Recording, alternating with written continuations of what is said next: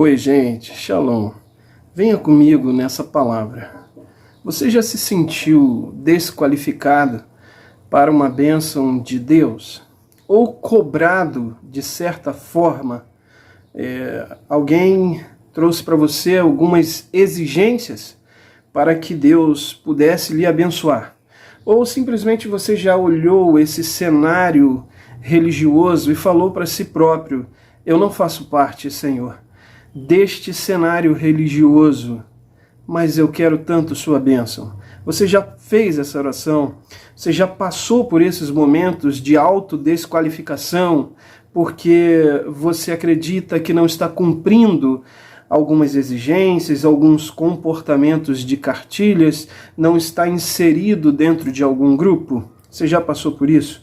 A Bíblia, ela nos traz ilustrações, tipos, figuras magníficas. E uma delas é exatamente a libertação do povo de Israel do Egito. Vamos ler pequenos versículos e vamos entender o que a Escritura diz sobre isso. Será que Deus pode me abençoar assim? Vamos lá.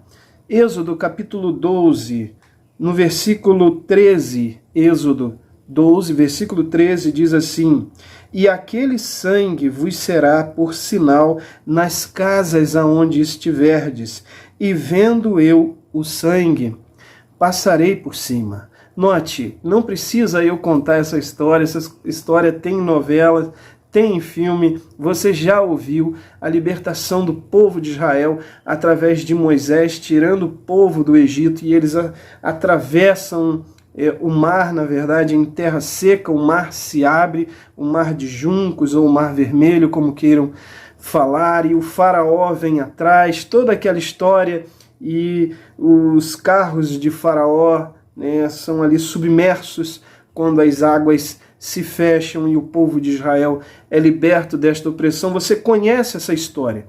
O interessante é você ver que na última praga, praga dos primogênitos, Deus institui a Pêssar, ou a Páscoa. E o que acontece aqui? Deus diz que todos os primogênitos iriam morrer, inclusive dos animais, quando passasse o anjo da morte. E para que isso não acontecesse, teria que ser imolado um cordeiro e o seu sangue passado nos umbrais das portas. E o povo judeu, ele faz isso. Ele imola o cordeiro, ele sacrifica o cordeiro e passa o sangue nos umbrais da porta. O interessante quando a gente analisa esse aspecto, porque quando a Bíblia diz, quando da meia-noite o anjo da morte passa. E a Bíblia diz assim: vendo eu o sangue, passarei por cima.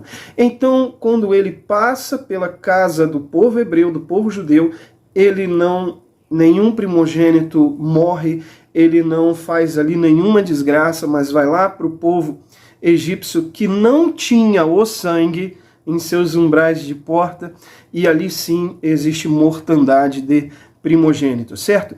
Mas o que fez a diferença? Eu te pergunto, foi a cartilha religiosa? As qualificações de termômetros espirituais? Em que grupo religioso esse judeu estava inserido? A Bíblia é bem clara. O que fez a diferença foi o sangue. Vendo eu o sangue, passarei por cima. Então aqui, a qualificação para a bênção é o sangue do Cordeiro. Você crê nesse sangue? Será que eu estou qualificado para a tua bênção, Senhor? Posso eu receber tua bênção assim? Eu quero te dizer, creia no sangue. Neste momento, veja Cristo crucificado e veja que aquele sacrifício foi por você. Neste momento, se aproprie do sangue para a sua vida. Esta sim é a qualificação para a sua bênção. Crer no sangue. E todo o povo judeu colocou ali o sangue nos seus umbrais das portas, e o anjo da morte não passou ali. Passover, passou por cima. Agora, olha que coisa interessante para confirmar um pouco mais essa palavra, como não estava nos qualificativos do povo hebreu religiosos, mas sim no sangue. há um qualificativo, sim, eles creram no sangue, eles obedeceram crendo no sangue, passando o sangue nos umbrais. Alguém pode argumentar isso daí, todavia é o sangue. Mas veja esse outro argumento textual mostrando que não é termômetro espiritual, mas sim o sacrifício de Jesus que nos qualifica para a bênção. Você pode estar aí do outro lado, vivendo tudo isso que eu falei, passando por esse momento. E talvez você tenha um pai, uma mãe no hospital neste momento de pandemia, entubado e perguntando: mas eu não sou religioso, Senhor Jesus. Eu não pertenço a nenhum grupo. Mas eu te peço, não deixa o anjo da morte passar naquele hospital. Neste momento, creia no sangue. Amém? Vamos contextualizar ainda mais esta palavra. Veja o que diz o versículo 34 do mesmo texto de Êxodo, capítulo 12. Deixa eu confirmar. 35. Versículo 35, acompanhe comigo, de Êxodo 12. E fizeram, pois, os filhos de Israel conforme o mandato de Moisés, pois pediram aos egípcios objetos de prata e objetos de ouros e vestidos. Além deles não sofrerem a praga da morte, eles estão saindo com prosperidade econômica. E 36, e o Senhor deu graça, Hased, deu graça ao povo diante de todos os egípcios, e esses lhe entregavam o que pediam, e eles despojaram os egípcios. Veja agora, e assim partiram os filhos de Israel de Ramassés para Sucote, como que 600.000 homens a pé, sem contar meninos e mulheres. Agora o versículo para contextualizar ainda mais essa palavra. E também subiu com ele uma imensa multidão mista. E na versão King James, se eu não me engano, vai usar essa expressão de estrangeiros.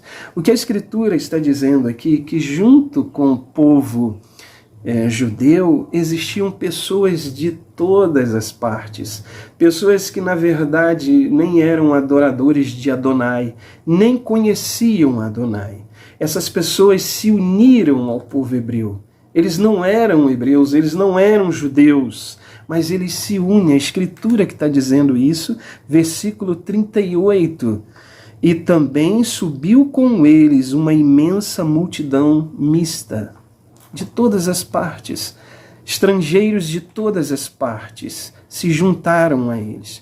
Eles acreditaram no sangue, mesmo sem nenhum comportamento e nenhuma exigência cumprida da Torá. Eles creram no sangue e desfrutaram da Hased, da graça de Deus. Isto é graça.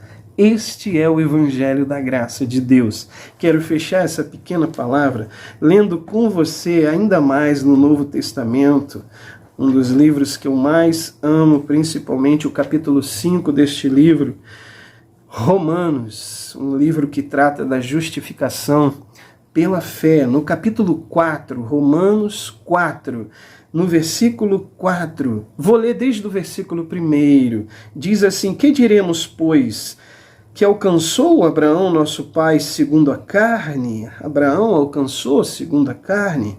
Porque se Abraão foi justificado pelas obras, teria que se gloriar, mas não diante de Deus, porque diz a Escritura: creu Abraão e isto lhe foi imputado como justiça. Fé. Compreenderam? Vamos agora aos 2 versículos muito importantes dentro do nosso contexto. Porém, ao que pratica qualquer obra, não lhe é imputado o galardão como graça, mas sim como dívida. O versículo continua exatamente assim. Mas sim como dívida. Se eu digo, eu trabalhei, então eu tenho que ter salário. E esse galardão não é graça, não é favor, é dívida. Veja o versículo 5 e toma para a sua vida nesse momento. Mas ao que não pratica, não tem obras, mas crê naquele que justifica o ímpio, sua fé lhe é imputada, colocada dentro de você como justiça. Novamente, porém, ao que pratica qualquer obra, não lhe é imputado galardão como graça, mas sim como dívida, mas o que não trabalha, mas crê naquele que justifica o ímpio, sua fé lhe é imputada como justiça. Será que Deus pode me abençoar assim? Creia no sangue. Uma palavra aos não religiosos, aos não religiosos. Então agora pense nessa pessoa e você diz, eu não estou inserido nesses contextos que tem por aí, mas eu creio no sangue. Pense nessa pessoa e diga, pelo sangue de Jesus, eu declaro cura, em o nome de Jesus. Amém. Deus te abençoe. Shalom.